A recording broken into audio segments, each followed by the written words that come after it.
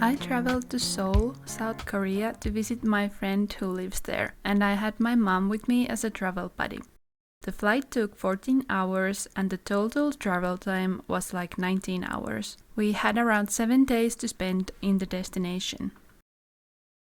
We had a hotel room in 9 Brick Boutique Hotel in Hongdae, and I can highly recommend this place.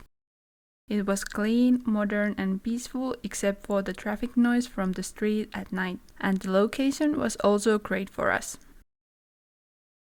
I picked this Wi-Fi device from the airport. It was quite handy, but the battery didn't last for a whole day. In the first morning, we accidentally ordered the Korean breakfast without realizing it contained meat that we don't eat. On the other mornings, we took the Western option. During the daytime, the streets were surprisingly quiet.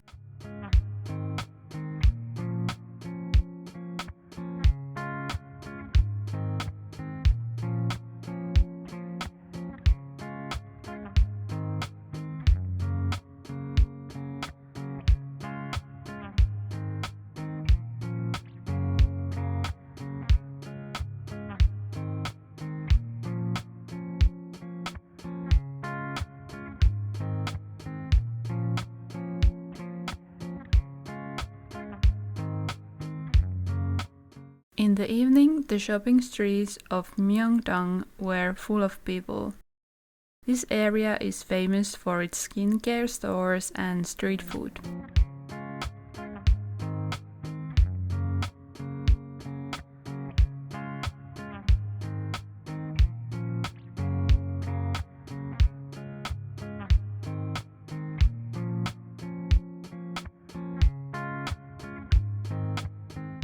I had this tasty tornado potato, and of course because I had watched the Squid Game, I had to try this dalgona candy. Sadly, I did not bring a needle with me.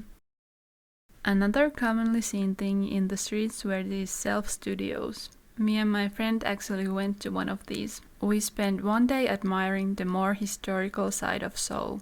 From the 5 royal palaces in Seoul, we chose to visit just the largest one, Gyeongbokgung Palace. The palace was first built over 600 years ago, but it was then burned down and rebuilt after some time. However, during the Japanese occupation in the early 20th century, more than 90% of the buildings in the area were demolished. The project to restore the palace to its former glory is still ongoing. You can enter the palace free if you are wearing the Korean dress hanbok. There are plenty of rental places near the area, but I was not interested in wearing one.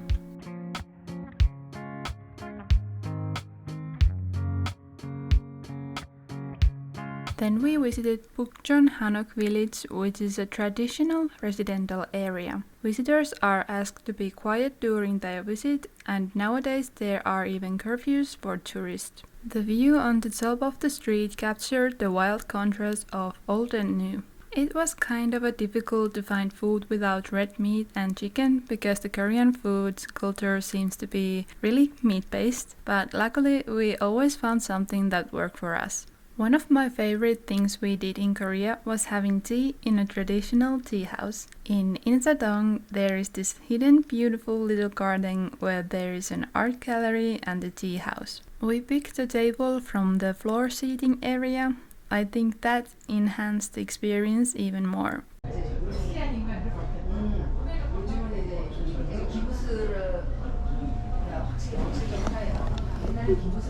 In the evening, we went to check the Starfield COEX mall, or more specifically, the library inside it. It was cool, but maybe not worth the visit on its own because this was in Gangnam, so it was a bit far away. I couldn't even shop for clothes because the sizes in regular stores were too small for me.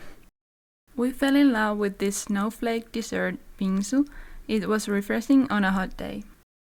The most thrilling part of our trip was a guided tour to the demilitarized zone, which is a buffer area that separates South and North Korea. This tour included Injingak Peace Park, Dora Observatory, and the Third Tunnel.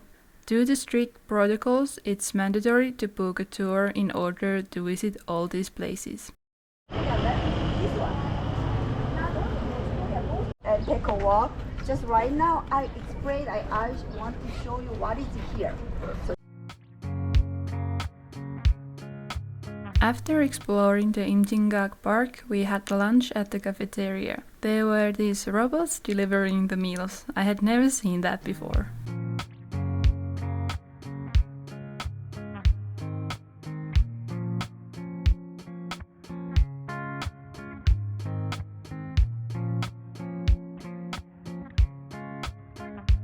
From the Dora Observatory, we were able to see North Korea even though it was a bit foggy.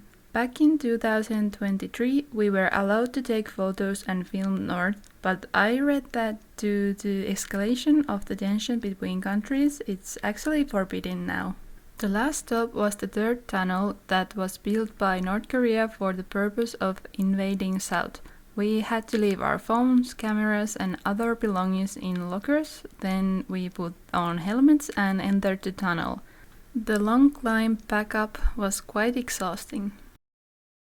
In order to move around in the city, we bought these T-money cards. We mostly used the subway and sometimes the bus. But what surprised me with the subway system was that the subway stations are freaking big. So if we needed to transfer trains, the walk between the platforms was long and included many escalators, as you can see.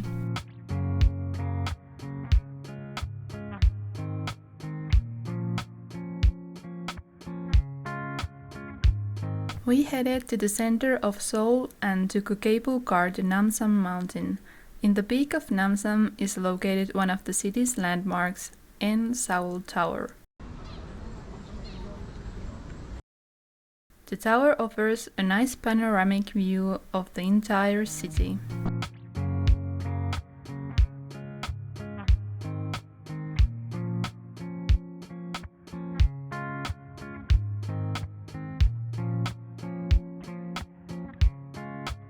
Even at the toilet you could enjoy the views.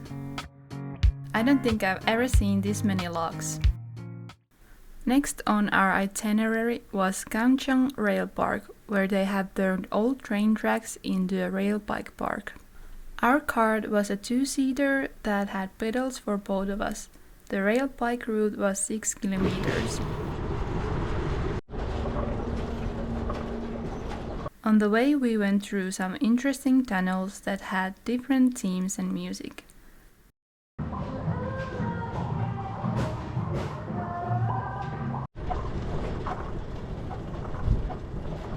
To be honest, based on the reviews I had read beforehand, I had a bit higher hopes for the views along the way. Sure, they were nice, but not spectacular. This was my favorite view. After a quick break, we boarded this train for the remaining 2.5 kilometers. The most frequent dish we ate was a bibimbap. I don't know if this is allowed to say, but I still think that the best bibimbap I have tasted was in a Korean restaurant in Helsinki. Sorry. We spent the evening wandering in the streets of Hongdae and enjoyed some of the street food.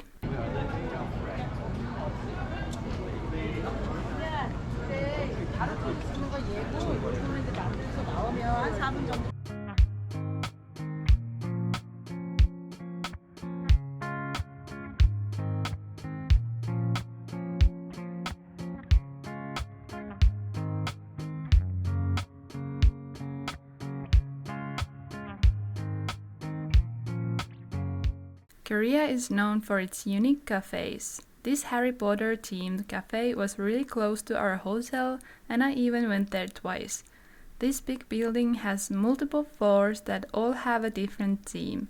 I obviously had to have the pink birthday cake and it was actually so good.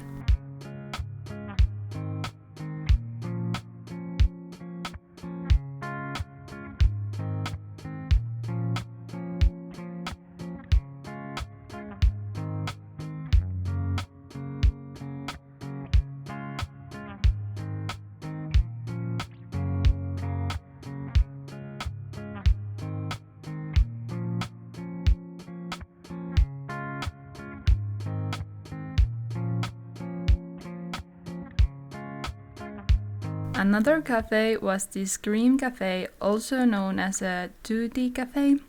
It was really cool, but sadly it's no longer open.